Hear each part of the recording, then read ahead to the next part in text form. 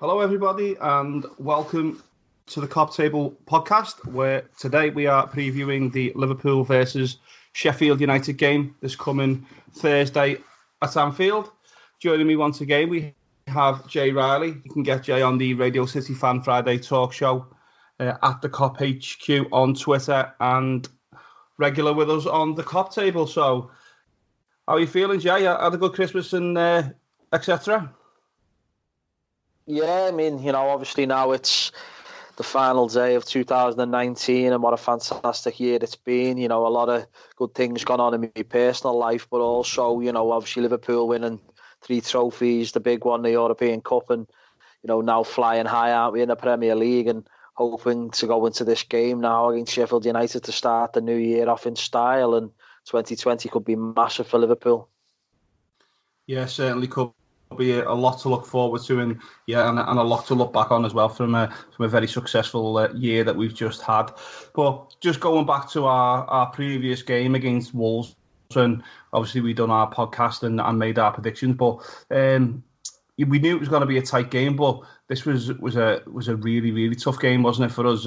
Obviously Wolves had some chances at first half and a couple of chances second half, and we did seem to struggle because more than likely due to the amount of games that we've played and not enough fresh legs on the pitch. But just give us your thoughts on the performance against Wolves, please, Jay. Well, yeah, it was a little bit surprising because you would have expected more so the game against Leicester on Boxing Day with all the travelling that was involved, going to Qatar for the World Club Cup, and you would have thought Liverpool, if any game, that might have been the game that took its toll on Liverpool against Leicester, but that wasn't the case, and we were fantastic in that game. So going into the game against Wolves, all the preparation, the lack of preparation, shall we say, that Wolves had, played less than 48 hours against Manchester City at home, and Liverpool had the extra day rest from the Boxing Day fixture against Leicester.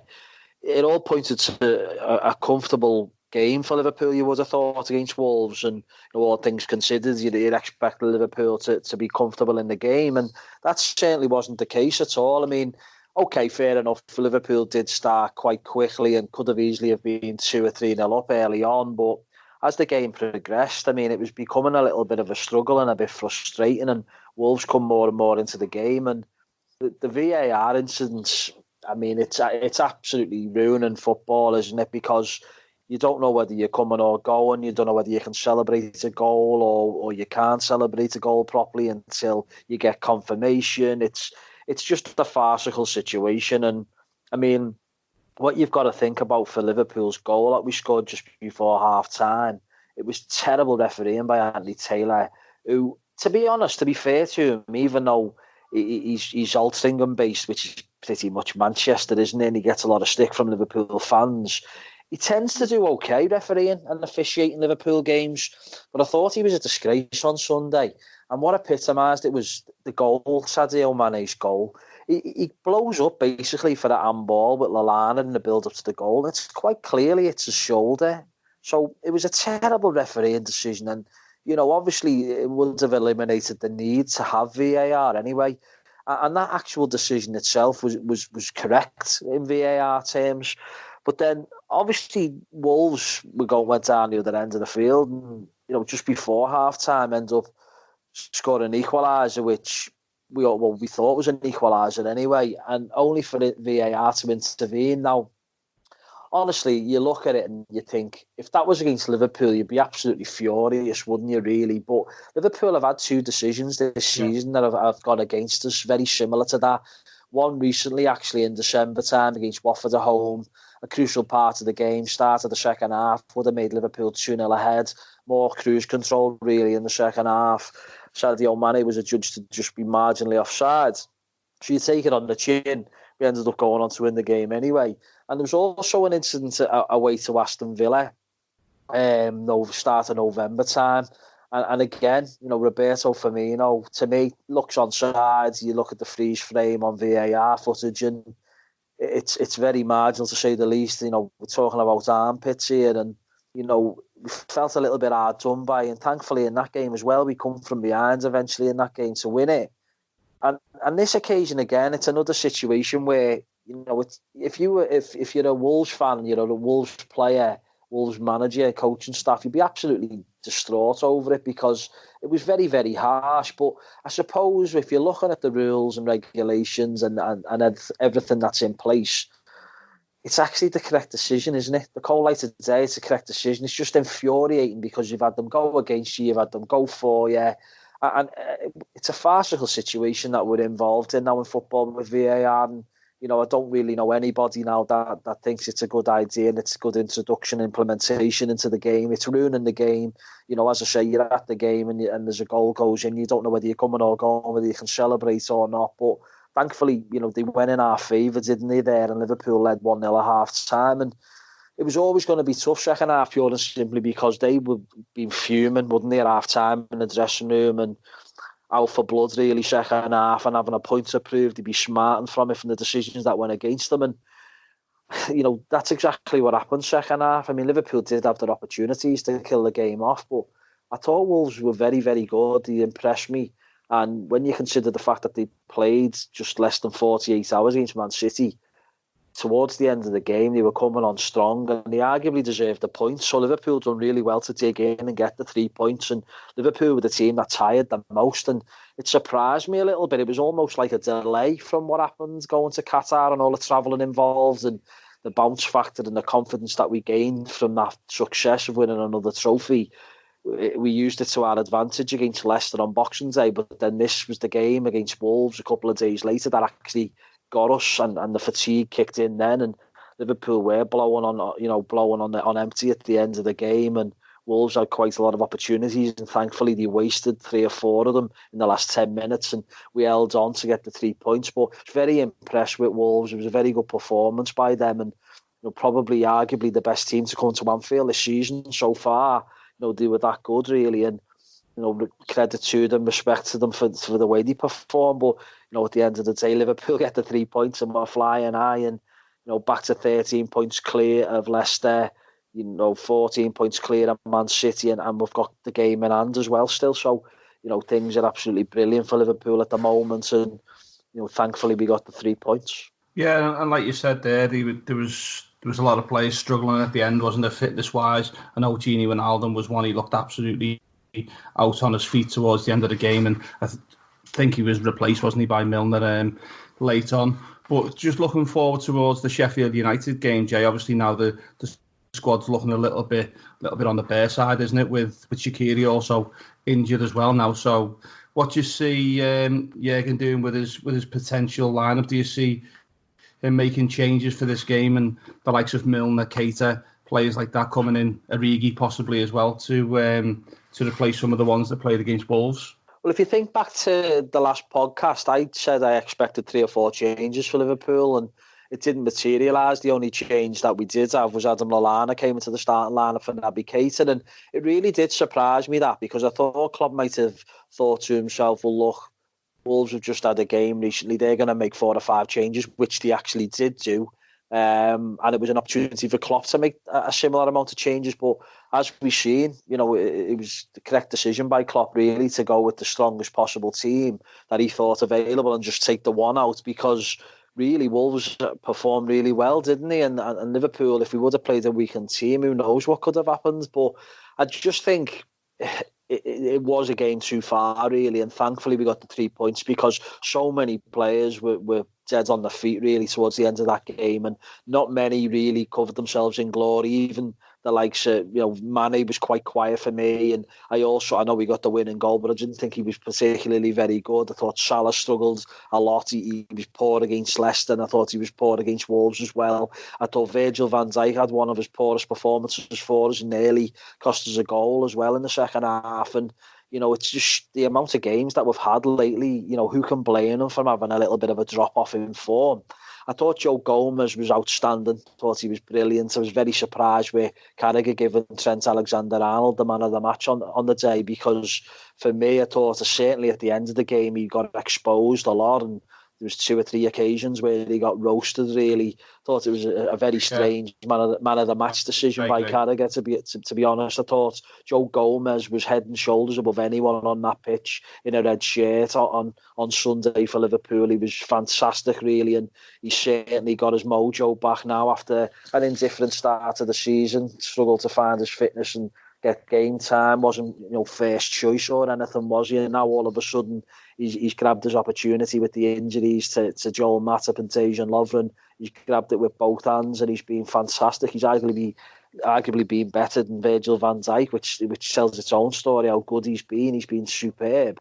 And he, for me, was well and truly man of the match for Liverpool on Sunday. So, yeah, I was a little bit surprised that Klopp went really strong, but I'm glad that he did because we managed to get the 3 points. And now looking ahead to this Sheffield United game, we have got an extra day's break. It's a 4-day gap, which is a godsend at this moment in time with the games that have been coming thick and fast. So it gives them an opportunity to look at them a little bit more at Melwood in training and assess the fitness levels and getting involved with the sports science team to see what players are ready and available and if the ones that are a little bit undercooked and not fit and are a bit fatigued. So it's going to be an interesting team selection, but you would imagine there will be a few changes for this game, and the likes of James Milner, as you say there, could be vying for a starting berth. Maybe Naby Keita will start this game after sitting the game out against Wolves, only coming on as a late substitute.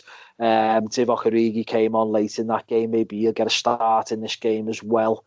So there is a couple of options, but we're sort of limited, aren't we, in the defensive department because we've got major issues there when you've got your other 2 centre-halves out injured and, you've also the full-back situation. I mean, we're talking about Milner starting the game and I'm thinking maybe in midfield, but maybe he'll be needed at left-back because I thought Andy Robertson really struggled against Wolves as well. And you'd also look at Trent as well, like the lad's only 21 years of age and he's played a lot of football, hasn't he? So we haven't really got the options there to mix it up too much in the defence. So it's going to be a very interesting team selection, what Jurgen Klopp comes up with for this game in Sheffield United. But after playing such a strong team and making only 1 change from the Leicester game to the Wolves game, I think maybe now this is the game where he will make 3 or 4 in. Yeah, and obviously just looking forward to the Sheffield United game, like you just spoke about. Then what sort of threat are they going to pose us on Thursday? Because they've done well themselves, pretty much like Wolves, haven't they? They've come into the top half of the table and they've pretty much cemented their place in the top half. They seem to press very well. We didn't have the best of games down at Sheffield United. We came away with a 1-0 victory, but it wasn't by far our best performance, and it was a very difficult game. Sheffield United played Manchester City a couple of days ago and was very unfortunate to have a goal against them when the referee was involved in the build-up to the play. I thought he should have blew up. Sheffield United scored late on as well to make it 2-1, so it could have ended up a draw, that game. So just give us your thoughts on the threat that Sheffield United are going to pose this Liverpool side on Thursday, please, Jay. Well, yeah, I think Sheffield United have really impressed me this season. They've been fantastic when you consider. I thought they were destined to just be one-season wonders in the Premier League and get relegated, and I didn't have any hopes or optimisms for them staying in the Premier League at all, really. But they've been fantastic, haven't they? I mean, you look at Sheffield United and you think they're going to be a physical side, combative, a little bit of a throwback, if you like, to maybe a Burnley type. But that's not been the case at all. They actually play some really good football. And when we found out when we went to Bramall Lane earlier on in the season, we struggled to get to grips with the system that they use, where they have 3 centre-halves with the 2 full-backs pushed on as wing-backs. And it's not just a flat back 3 or a flat back 5, because one of the centre-halves tends to drop into midfield as well and push on, and even goes past the midfield runners and that. So they are a very good side, and I like the manager. I mean, he seems like a little bit of a narc, doesn't he? He's a very tenacious type of individual, and he takes no messing, does he? And he's the boss there, and they all know it. They know he's the main man. And in so many ways, it's similar to playing Wolves, that they play good football and they've got a system that they sort of like, they're religious with, and they trust the manager, and the manager's the main man there. And whereas with Wolves, they've got a lot of foreign players, a lot of Portuguese and Spanish and what have you. jotted in a mixture with like the odd few English players like your Connor Cody's and Doherty, who scored the winning goal against Man City. When you look at Sheffield United, they're a little bit the opposite because they're just full of Scottish, Irish, English players with the odd player that Moussa, the French lad who scored the goal that was disallowed against Man City. I think he's a very good player, and when he was at Bournemouth last season, he didn't really get the chances or the rub of the green. I think he got a bit of an injury. He was out for 3 months and he never really settled properly there. And then all of a sudden they sold him in the summer to Sheffield United. And I think he's been very good for them.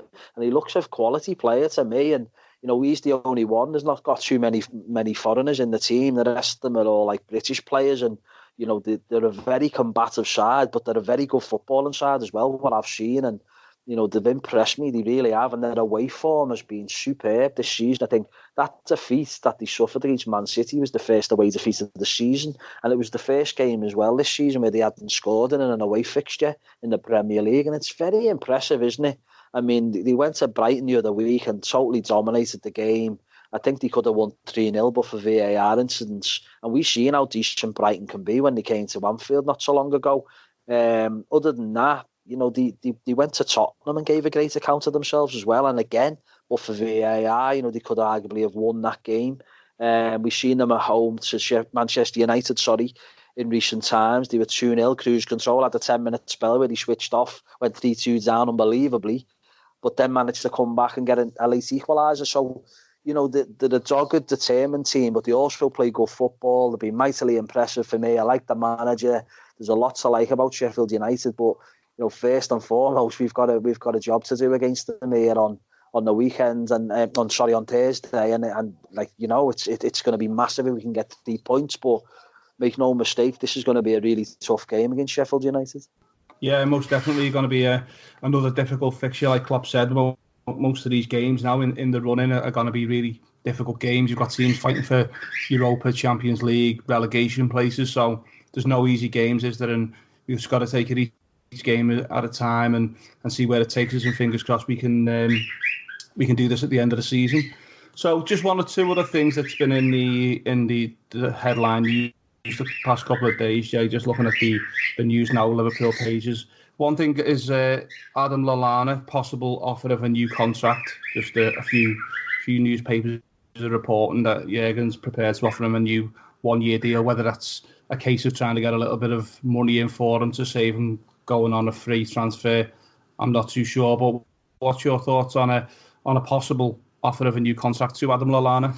Well, I think it's quite clear, isn't it, that Jurgen Klopp has always really admired Adam Lallana. When he first took over at Liverpool, he was one of his main men, wasn't he? And he had a very good season. The first 18 months under Klopp, Lallana was very good, and he was an important member of the team, an important member of the squad. Liverpool have evolved the last couple of seasons, and mainly without Lallana, because he suffered horrendous with injuries, really, and the team sort of evolved away from that type of player. But whenever he's been called upon this season, he's certainly done a job for us. I mean, Liverpool have only dropped points so far this season in one game, and that was at Old Trafford. And who was the man that come off the bench to get the goal to equalise in the game? It was Adam Lallana, and there's been other games that he's filled in for us. I remember he was selected to play central midfield against Aston Villa in November time in the absence of Fabinho. And I thought he was very good in that role. I mean, there was raised eyebrows at the start of the season when people were saying he's going to be considered as the number 6 role. And Klopp said, that's where I see his future playing there, because he's good on the ball, he's got an eye for a pass and what have you, and can set the tempo. And people weren't really too keen on it. But the fact of the matter is, Jurgen Klopp knows more than anyone else, doesn't he? And he thinks it was a good position for the lad, and so it's proved in certain games he's played there this season. He also came into the side against Everton in the derby game when we made 5 or 6 changes in that game, and he put in a really good performance on the night as well at Anfield. And then again, against Wolves there on Sunday, he didn't play in the 6th role. He played a little bit more advanced, but it's because he does press a lot, Adam Lallana, and he was involved in the goal as well. And even towards the end, before he got substituted, he was running on empty, and he didn't have the greatest of games against Wolves, to be perfectly honest with you. But what epitomised his effort and his determination and the character of the way he is. He managed to great defensive work right before the substitution, and it goes a long way with fans because he's not everyone's favourite player. There is like Liverpool fans out there who can't wait to see the back of him, but no one can ever fault his efforts and his heart and his desire to play. It's just that he's unfortunate with injuries, and he is a little bit of a sick note. He does suffer with injury problems quite a lot, but that's just the nature of the way he is. It's it's unfair on him to criticise him because of that. It's just the way it is, isn't it? He suffered, and I'm sure he's frustrated himself. In terms of giving him a new contract, I'm sure Klopp probably would like him around because he's an experienced professional now. He's into his 30s, isn't he? And as I've said there, when called upon this season, he's done a job for Liverpool. There's no doubt about that. But I just think the age that he's at now, he's probably thinking, I need to play football week in, week out when I'm fit. And the chances are they're quite remote, aren't they, at Liverpool?